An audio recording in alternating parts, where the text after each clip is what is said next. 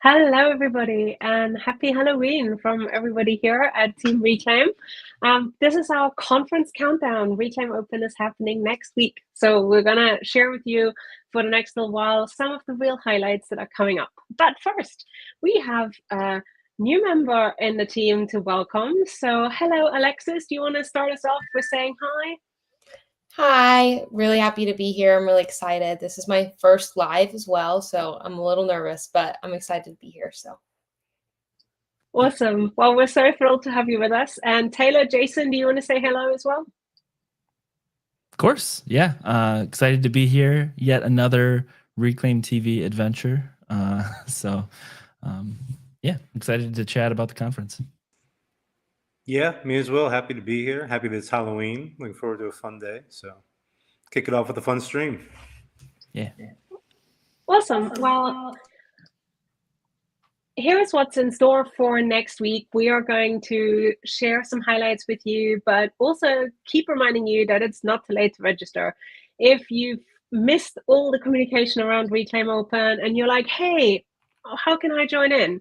This is the stream for you. You can still register, you can still join in, and we're looking forward to telling you a little bit about it. Now, I get to kick us off and tell you a little bit about the keynotes and the conference plenaries, and then we're going to go as a team, look at the themes, the schedule, and also some of the innovations, including this year's blogathon that are coming up this year. So let's start with the intro graphic. We're very lucky to have Brian Mathers from Visual Thinkery work with us to create the look and feel of the conference. And later in the show, you'll see the retro theme for the conference site that you might find brings back memories of the good old days on WordPress. But for now, we're going to go with Brian's artwork, and he's illustrated lots of different themes for us. But I want to start with the opening keynote, where we're going to be welcoming Dr. Bonnie Stewart, and her keynote is called Rewilding, Voice in a Time of Enclosure. Now, some of you might have met Bonnie in a community of practice event that we were lucky enough to have her for this summer. And we were so inspired, and we had such amazing feedback that we thought, well, who else would be better to open this event for us? Now, I know everybody in the room is a big fan of Bonnie and her work, her blogging work, and also her belonging project at the UHI Institute in Scotland that she completed on her sabbatical last year. So before we move on to the other plenaries, does anybody want to jump in here? I know, Taylor, you're a big fan of Bonnie's work. Yeah, I'm very excited for Bonnie's keynote, and in a lot of ways, I feel Bonnie is one of the first people I was aware of in, I think, the space that we sort of operate in ed tech, because she actually spoke at the campus of my last employer, and so this is kind of cool for me because she's been a constant, inspiring voice to listen to. So it's great to have her at Reclaim Open for sure. Yeah, and hey, as it's Halloween, we have a very special guest who I think will be dropping into the stream in just a moment. Because as it's a spooky day for us, we have a particular a live appearance. So let's see if he's ready to come and join us. I think I'm just gonna add to the stage and see what happens. Okay, guys, I'm going live. Okay. Okay. Here we are in Trento, live from Trento. This is a live update to this stream, and I want to show you something. We have a diorama in Via Calapina, Trento, and if you get a little closer, it's a nice autumnal scene with the bush and the tree, and if you press this button right here, there's a remote control. You press that, and from behind the bush comes Michael Myers. And then if you press it again, this button, he disappears. Amazing. Now I'm going to show you something we built. So that's that. But let's go, guys. Let's go inside the actual haunted arcade. We have an actual option here. Can we open it? Yeah. So here's the haunted arcade. And so what we have going on is kind of like an escape. You see all these weird freaking people. And then we got this escape room, and there's Jamie Lee Curtis, who gives you a hint. And then we have that one of the hints. Can we show the TV hint? And then this is another TV hint. Tra il numero del diavolo e il mare più profondo. Benvenuti. So the idea, it's in Italian, but the idea is to get between these two figures, you get a hint, which is going to show you how to get through this door, because this is a hidden door. You can kind of see it, right? So this is a hidden door. You kind of, can someone flash a light on the Iron Maiden? So there it is, all of these laser discs. But the key is you have to be able to find the doorknob between Iron Maiden and the Deep. And once you do, holy shit, that's awesome. You're brought into the actual haunted arcade, and it's a maze. And so you can kind of get yourself through the maze, but the idea is you got to find the power to set the power on, because the power's off. And you hear that crazy voice, and you actually have to go to the end of the maze filled with video games. And it's behind these video games, and I'll go all the way in. Ricky, come with me with the torch. And behind there, somewhere in that crevice, is the power that you, is the power also in the spider. And you turn the power on, and all the video games go on at once. And then you can play them. So that's the actual haunted arcade that we've worked out so far. We had our first group of 10 come through, and then we have a series of groups coming through now. So I wanted to take a moment just to show you, what the whole thing looked like, and to show you why I wasn't able to be on this stream. But there is some fun happening here in Trento. So I'm going to work my way back out, and this is live from Trento. Back to you in the studio. This is Jim Groom signing out for a happy Halloween. You got it.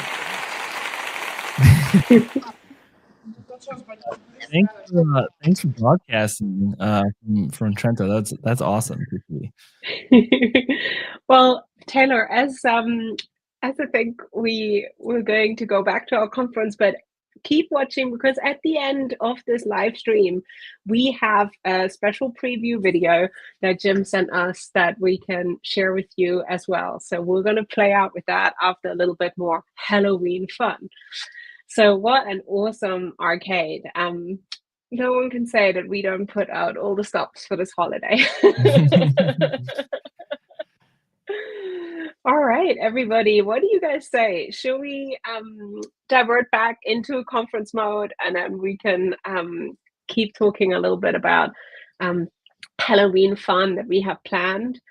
Sure. So this is a really good time, actually, particularly as I know Jim has been working with a lot of emerging artists and creators. One of the things that we've been working really hard on for the whole year is to bring in more student voices and emerging bloggers into Reclaim's community. And this is something that is really close to my heart. And I'm so excited that we're going to have one of the plenaries at the conference be student-led. So we are going to launch the first ever Reclaim Student Showcase.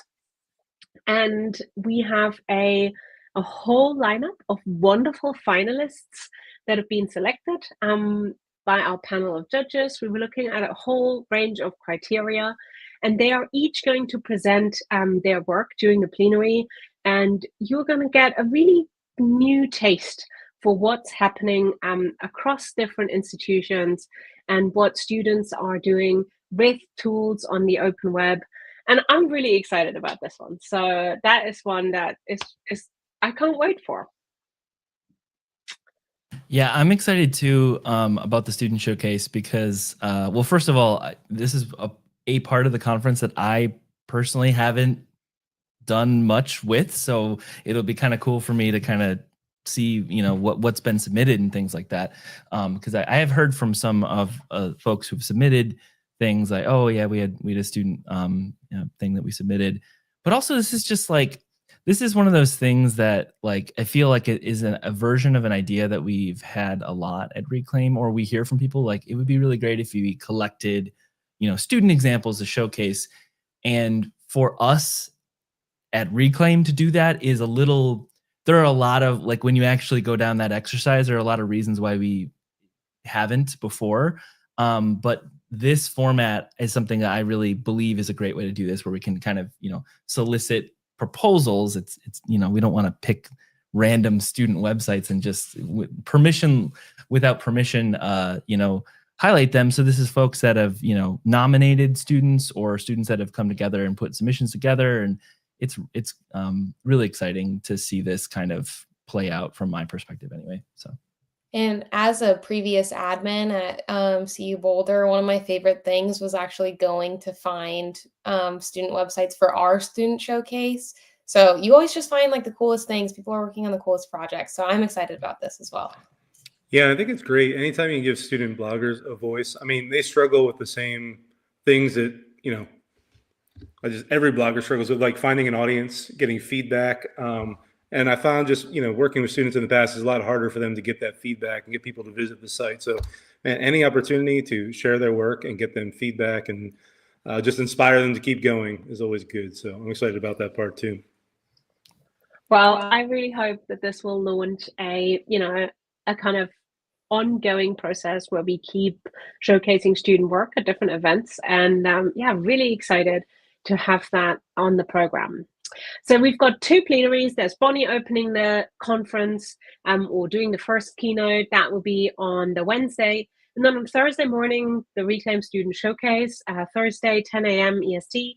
And then bringing it all home, the closing plenary, if you like, or it doesn't close the conference program as such, but it is the last keynote of the conference, is in the afternoon on the same day, which will be hosted by Jim. And also live from Trento, and hopefully not with a zombie costume on, but there will be a whole panel of guests from the On Writing video podcast series that we've been doing all year.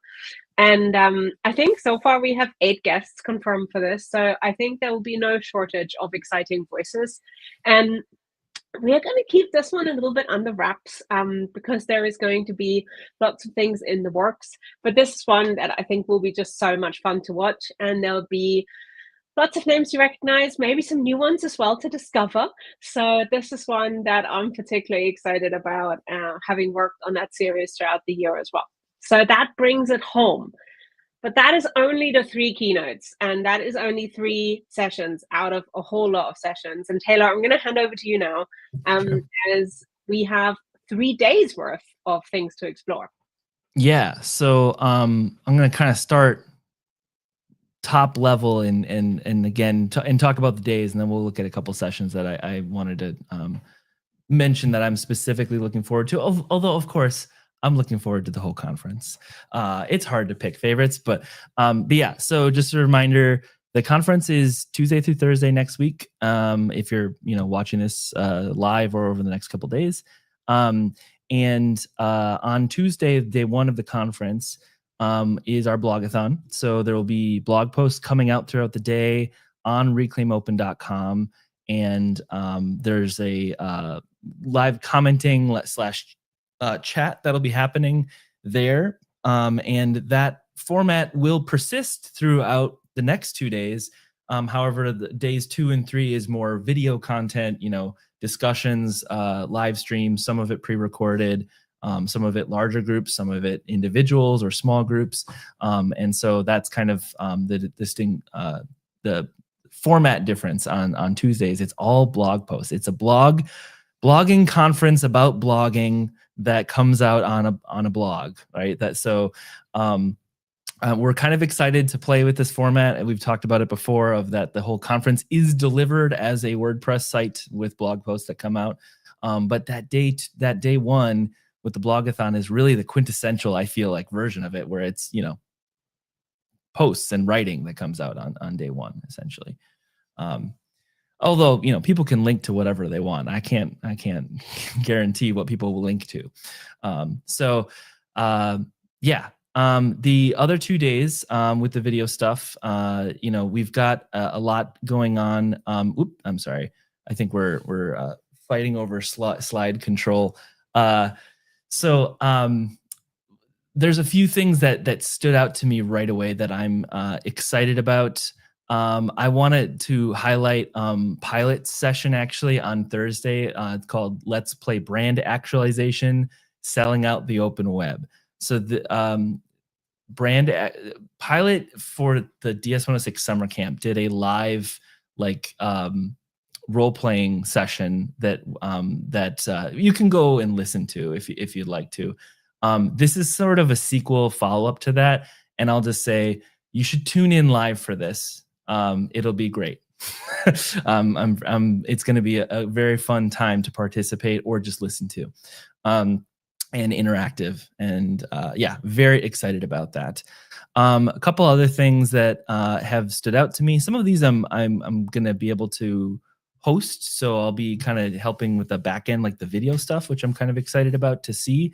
But I'm really excited to see Tim Clapdoor's session on This Goes to 11T.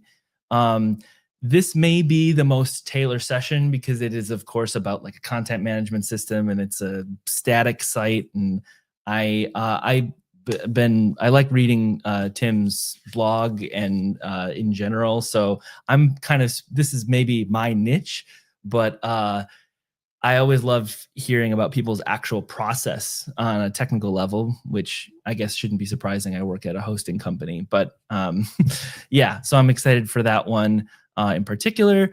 I'm also really excited to see what, I'm just realizing the session I was thinking of is not in the screenshot, but we've got a session that sorry, I'll get back around to it to make sure that I'm not completely making up a session, and I'd rather not to. But another one I'm excited to see is the Federating Your Second Brain, Rewilding Notes into Gardens, Newsletters, and Networks from Ian O'Byrne. I actually don't know how to pronounce Ian's last name. I've never had to say it out loud, but I've long read Ian's newsletter and blog posts, and he really likes to write about using, a lot of things in the ed tech space in particular, but recently he's put a lot out there about, curating a digital garden and note-taking and stuff like that. That's something that's kind of important to me, although I would describe myself as bad at it. So I am very interested to kind of see how he's connecting that and federation and what that even really means in the context of those tools together. So I'm really excited on that particular session as well. Awesome. One of the sessions you mentioned, Taylor, is Pilot's one, which is the social on the Thursday, and that's something you'll notice around the program. There are some sessions highlighted in green every day, and we schedule them usually in the middle of the day, which is lunchtime at EST. But in any case, it is usually in the middle of the conference day, where we take a much more playful and informal approach. As well as doing some radio. And Jason, I want to give you a big shout out now, because you're going to be DJing for Reclaim Lunch. So do you want to chat briefly about that? Yeah, so I'll just be on DS-106 radio, just broadcasting some tunes that you can listen to while you are just relaxing, enjoying your lunch break. I'll just prompt people, if you're watching this stream, if there's a band that you love or music that you want to hear, drop it into our Discord chat or just anywhere and send it over, and I will try to sprinkle those suggestions into the playlist. Keep everybody happy. Cool. I found the session I was thinking of. So it does look like I think with the title card at the bottom, we're just a few sessions at the end of each day cut off in the screenshot. So if you want to see the full one, go to the link that we have here. But I'm also really interested to to watch and listen to the Steve Downes's session on the Fediverse 6 months from now. This is particularly interesting to me. This is at the end of the day Wednesday, or near the end of the day Wednesday. It's not the literal last session. It's at 5 Eastern.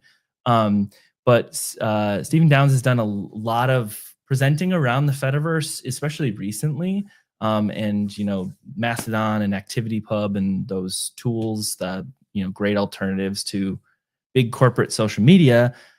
So I'm kind of interested to see what he connects to this blogging conference, because that is definitely something we're really interested in Reclaim, is how that stuff interacts with the blogging that's been happening, that we support, that, you know, has been around forever in some ways, but is still new to lots of people. And also this 6 months from now part, because this is, I suppose, true of almost any technology, but technology is almost always about to arrive. I think, Maren, you probably know what I mean here. It's like, yeah, this is almost perfect. You can say that about a lot of things. Yep. Some things don't get there. I shouldn't say some things. Most things don't get there. ActivityPub and Federation and stuff is interesting because there's a whole community of companies, but also individuals pushing this stuff forward. So it does get better over time, but the challenges are not always technical. It's often social, of how do we promote these things and how do people know that they exist or why they should care. Stuff that I think a lot of folks at this conference will recognize as a problem domain, right? From why should I care about making a portfolio? Why should I care about using WordPress to make it instead of, you know, a proprietary thing that I don't own? It's a similar challenge that a lot of these federated social networks have, in my opinion. And so I'm curious to see if there's an intersection there. And you know, Stephen Downes always has good thoughts on subjects like that. So I'm very excited about that session too.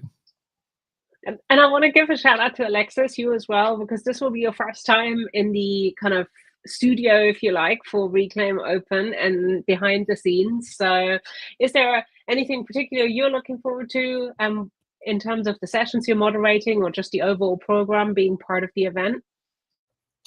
Yeah, so I've actually followed the newsletter since I've been at CU 5 years ago. So I've been following all of the things that Reclaim has done. It's been really fun seeing kind of the back end and the planning that goes along with this. Really, I'm just excited to get a ticket to go see all of these things. That's one of the benefits of working here, I guess, is that now I can attend these sessions. So really, I probably will just have it all day while I'm doing my other work, but I'll probably have it on the background all day just so I can listen. I love conferences, and I do try to sneak into some whenever I can. So I'm really just excited to take part. I did do a domain of one's own admin session one time, and my internet was terrible. So my internet is much better. I think it'll be much better this time. And I won't be cutting out and stuff while I'm trying to listen to people speak. So yeah, I remember, I'm trying to think, that was probably a couple of years ago. We had you on an admin panel, I believe, and kind of highlighting Buffs Create. And it's always cool. We have a quite a privilege at Reclaim of, we have a lot of really smart, capable people doing a lot of things in our community. And so this conference and conferences we do, it never ceases to kind of get me to step back and be like, wow, there's a lot of stuff I've not heard of, or, you know, things I hadn't even considered. And I think the most fun thing is conferences like this, like Reclaim Open, and we get to encourage not a particular type of presentation. We get to try and open the box a little bit and say, like, okay, here are formats we're thinking about, but like, I don't know, well, what do you want to bring to it? And people usually take us up on that, which is really exciting. So I'm interested to see, in equal measures, some thoughtful presentations, some interesting work, and some probably weird stuff that'll be fun too. Well, My favorite quote is from Bill Nye. It's everyone you will ever meet knows something that you don't. And I just think like conferences really take up that mission, and it's cool. You get to just learn about things that people are working on that you might not have heard of or thought of before. So Absolutely. well, this could be a good moment to jump in and talk a little bit about the sort of new things around the conference, because as you will see, there is a retro conference site, and we are going to be celebrating GIFs all through the event. Every proposal has a GIF at the top, and when we conceived of this, we really thought about it like a blog.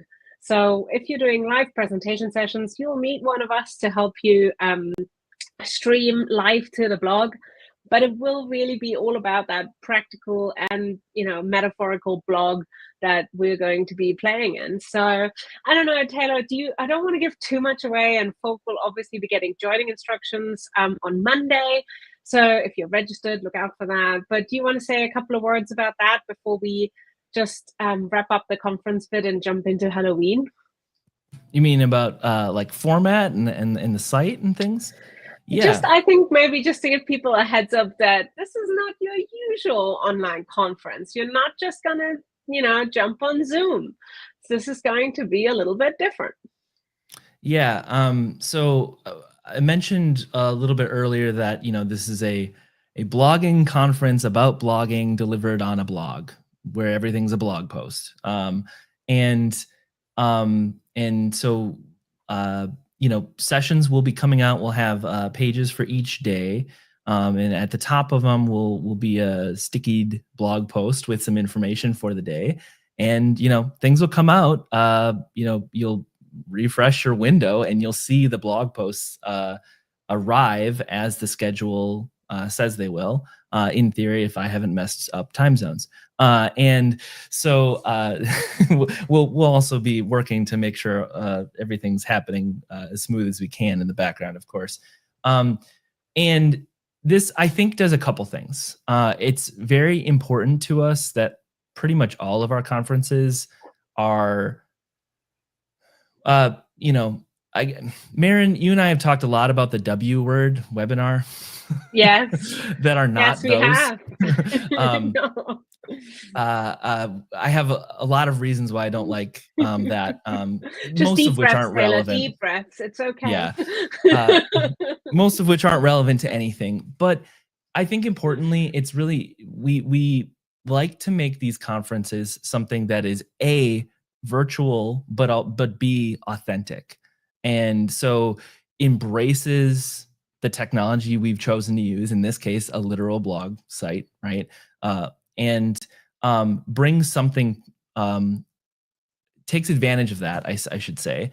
And so in this case, we're kind of hoping that it's something that feels alive during the conference days and is, has activity. People can chat and comment on things.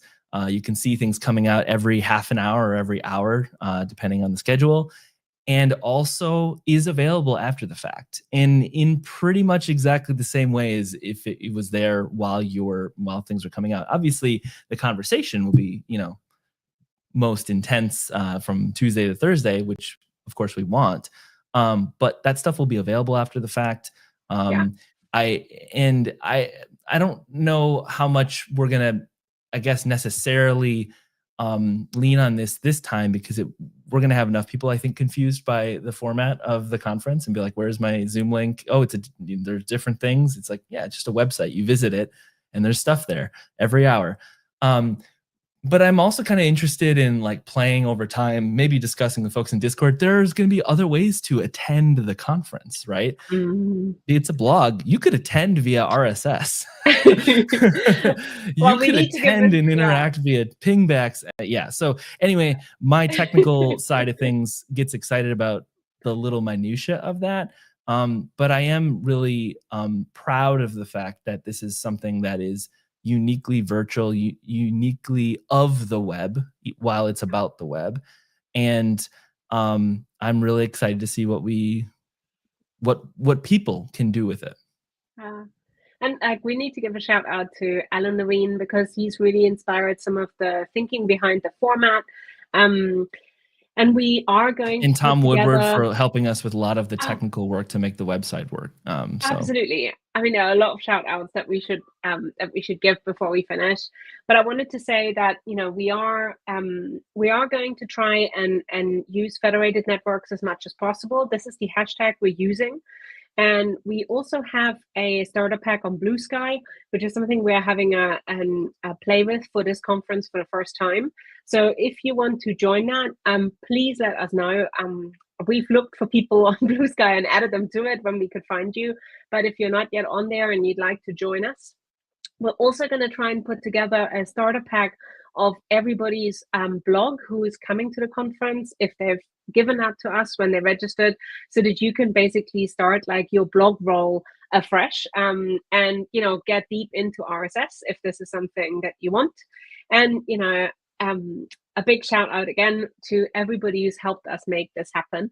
And this is one of my favorite artworks, I think, that Brian has created for the conference. And I guess you could say that this is exactly the point of what we're trying to achieve. It's the opposite. Something, yeah. Right. To kind of go beyond what is currently the paradigm that we're seeing so much about. So get your gift, start commenting, and join us for something that will be, I think, quite experimental to begin with. And I guess from all of us, just a reminder that you can still register. Join us next week and get involved. We're so looking forward to, you know, telling you a little bit more what's in store every day. You'll get an email in the morning, and then the fun will commence. Awesome. Okay. Well, what do you guys say? Enough conference, a little bit more Halloween. I can see at least one of us is dressed for the occasion already. So what are your plans for trick-or-treating, Alexis?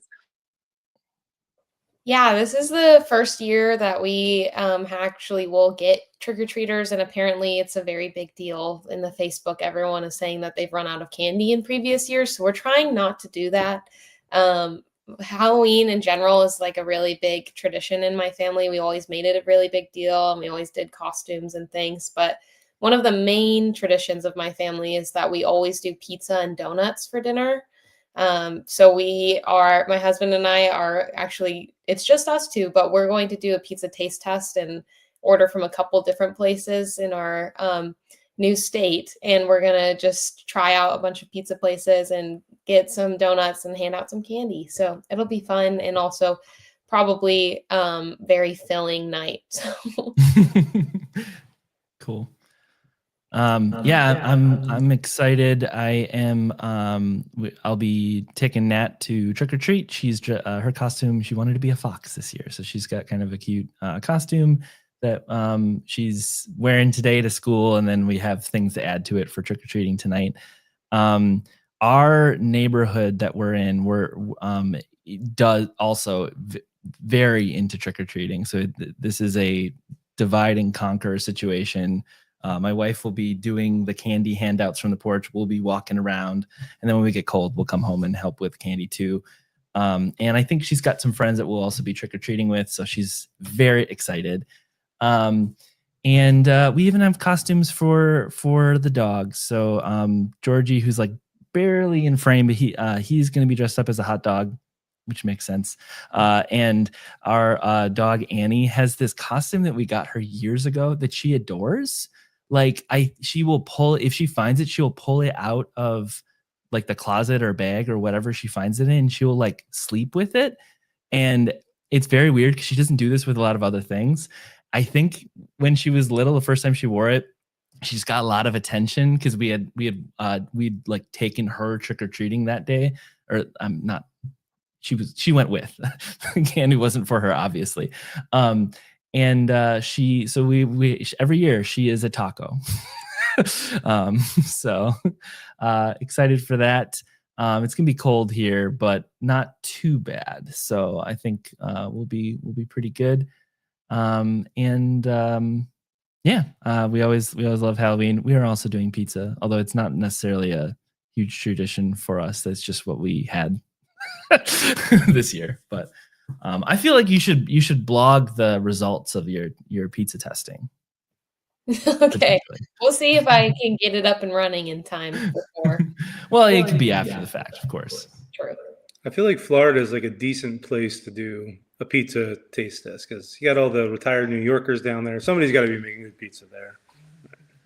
I don't know. We haven't had like great results. The best results we've actually found have been from a dive bar. And it's really looks kind of gross in there, but the pizza's delicious. So, well, it's sometimes we'll have family come and it's a little dicey if we take them to eat there, but we love that place. So we'll definitely be adding them to the taste test. I don't know what other places we'll try. There's an Indian fusion pizza place and they do like curry on top of pizza. Oh my God. I'm really interested in. So that sounds amazing. Yeah. You know what? I don't want to go like totally off topic into pizzas, but I saw something the other day because whenever we get pizza, I end up like we usually make a Caesar salad when we have pizza. And I always end up putting the salad on top of the pizza and eating it like a salad wrap. And I literally saw a food blogger like 2 days ago who was talking about making like salad pizza wraps. And they did the exact same thing. They took their salad and put it on a pizza. And I felt so vindicated that like this thing that I've just been doing was like elevated to like food blogger status. So I felt good about that. I mean, are you the food blogger, Jason? I'm not sure if I believe you. I'm not the food blogger. I wish I was a food blogger. I should have chosen that as my career, but not too late. It's not too late. It's never too late. Well, I'm jealous of y'all getting to go trick-or-treating. Our Halloween has been hijacked by Texas football, so we'll be at my son's football game this evening. But the kid is still dressing up. My younger son is still dressing up, and we promised to stop and buy him a huge mixed bag of candy so he can eat candy in the stands while we watch football. So he'll still get a bag of candy. It'll be nice. It got cold here in Texas for Halloween, so that's nice. It's always a crapshoot. Some years you're walking around in shorts and flip-flops. Other years it's jackets. So I think this year we're solidly in the middle with, heavy hoodies, and it'll be a nice night. So one way or the other, we'll get into the Halloween spirit. Well, as I'm here in the UK, ahead of you in terms of time zones, I can see the moon rising just now as we're doing the stream. And in our street, there's lots of kids excited about UK-style trick-or-treating and decorating, which is a lot less intense. But I think it'll still be fun. Our dogs are not dressed up because I think they would just eat their costumes. They're very food-orientated. So dressing them up as tacos or sausage rolls would not work well. But they would take that too literally. But we're going to be at home. I'm also making pizza tonight. So this is going to be, I think, a theme: full house of pizza eating here at Reclaim. So if I'd known this, there could have been so many more graphics. But as it is, we just have Halloween ones. So. Maren, I'm curious, what is the Halloween candy of choice where you are? Is there like a favorite one for the kids? I know here it's like a lot of kids like the Reese's peanut butter cups and stuff. So is there a favorite in your area? So Reese's is definitely popular. We have that as well. But I think so like little Haribo, like, snack packs that have like little sort of sour candies and things in it are very popular. And also just like miniature candy bars. So they sell like, mixed bags of like sort of miniature branded candy bars.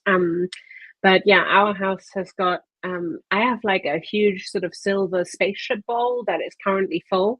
And so I'm hoping, I'm alone at home tonight with the doggy. So we're going to be sorting this out and be very motivated. Although my decorations are very minimal. I have like some pumpkins outside and some lights, and that's about it this year. So somehow I didn't get around to more.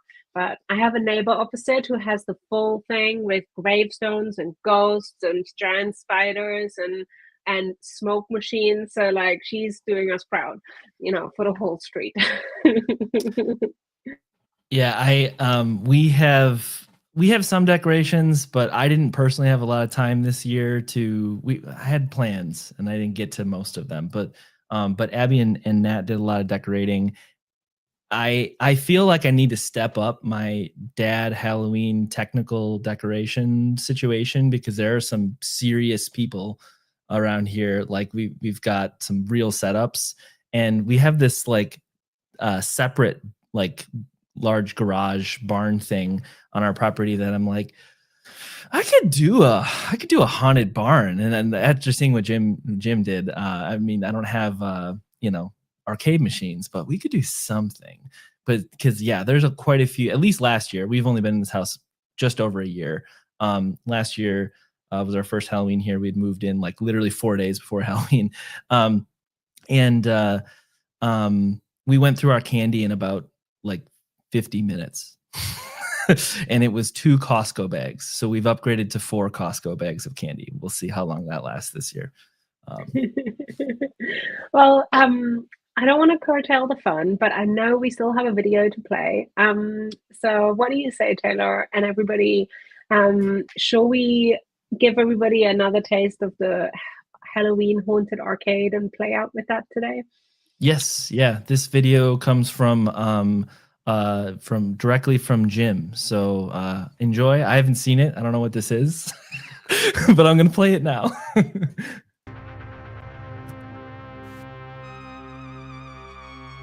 Ma questo posto come lo avete trovato?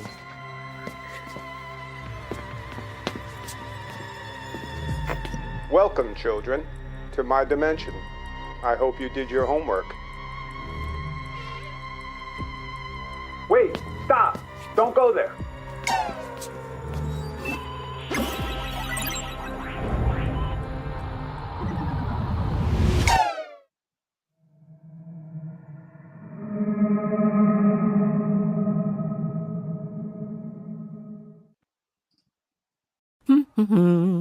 Nom nom nom.